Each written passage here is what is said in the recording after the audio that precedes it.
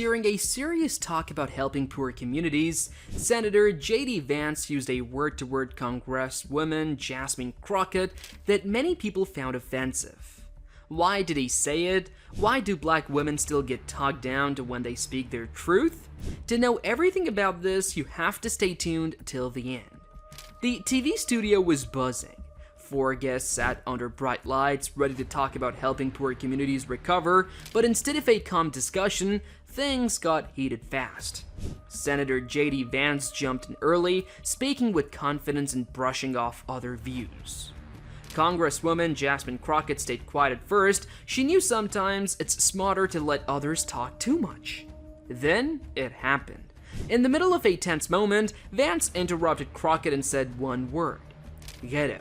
He said it casually like it was harmless, but it wasn't.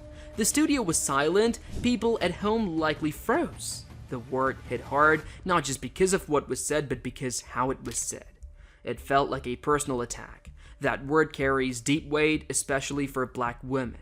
It wasn't about her argument. It felt like a label meant to cut her down, and it's not rare. A 2023 Pew study found that 68% of black Americans experience microaggressions at work.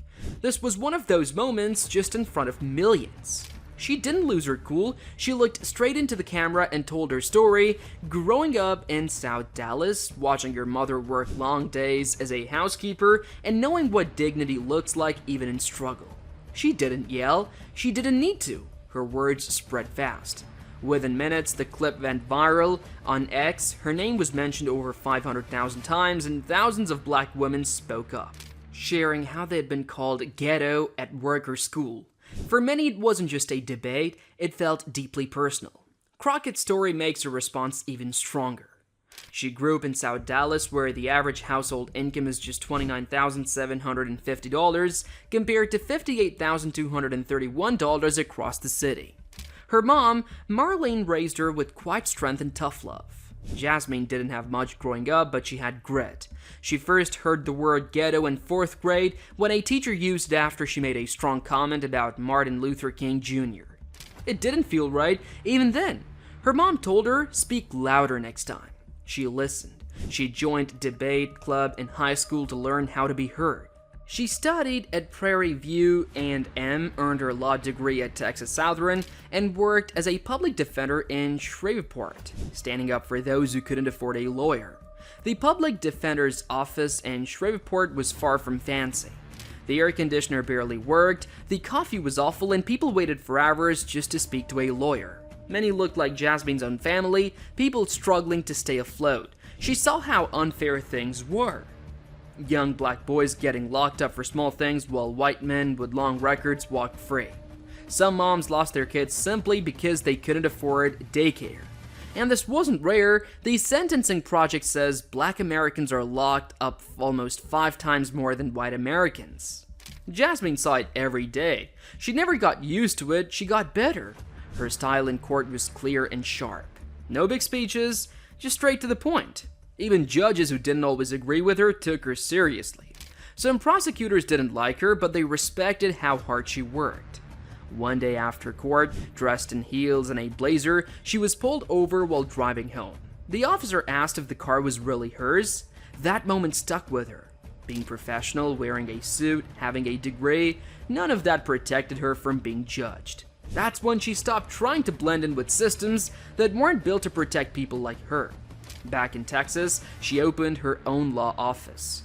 She helped people being kicked out of their homes. She helped clear criminal records for young folks. She stood by women trying to get out of bad situations. And she wasn't just a lawyer. She knew her clients' families, explained legal papers to their moms, and stayed after hours when needed.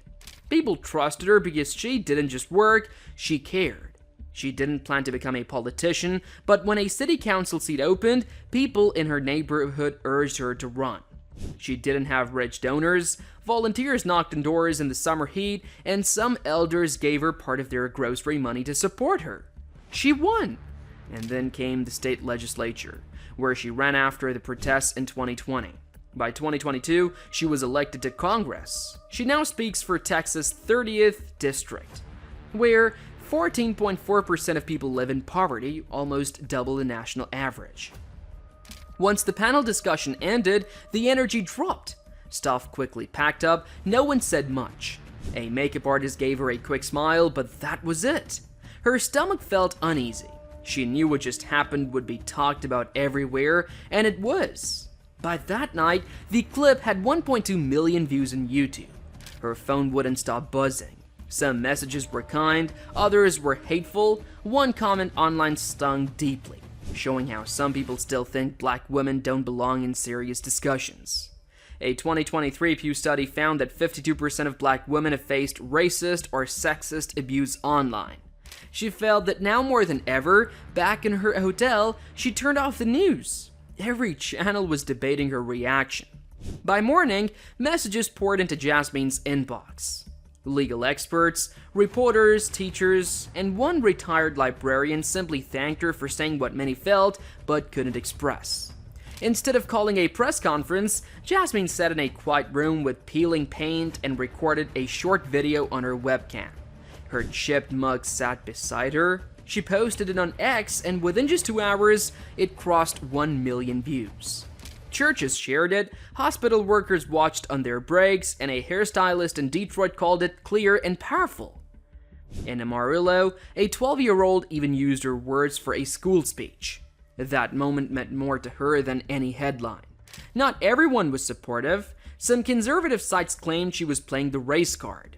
Others cut the clip to leave out what sparked a reaction, making her look out of control. Inside Congress, some whispered about her attitude, something 63% of black women in professional roles face, according to a 2021 Harvard study. But outside those walls, people saw the truth. A retired judge spoke up for her. A school principal used her video in class. Even celebrities began showing public support, and by the third day, her name was mentioned in over 2 million posts on X. Vance didn't back down. On radio, he claimed people were being too sensitive. But the reaction wasn't on his side. Sponsors dropped his book tour, a university canceled his event, a tech conference cut him from the list, and 2 lawmakers from his party even criticized his words.